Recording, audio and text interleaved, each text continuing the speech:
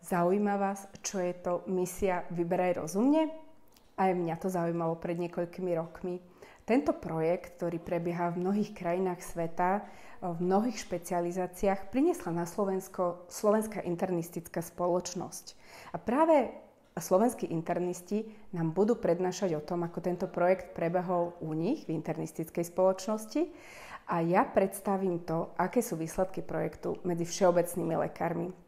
Bolo vás viac ako 100, ktorí ste sa do projektu zapojili a vďaka covidu nebol čas a priestor prezentovať výsledky.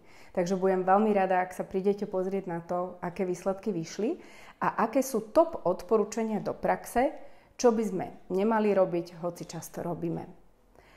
A takisto jednou z tých tém, veľkých tém, ktoré vyšli z tohto projektu je, že príliš často predpisujeme antibiotika pacientom s bakteriúriou, hoci aj asymptomatickou a práve preto privítame kolegu z Košíc, ktorý nám povie informácie, kedy antibiotika predpisovať a kedy nie, čo je ešte racionálne a čo je už asi zlozvyk. Príďte si vypočuť tieto perfektné prednášky.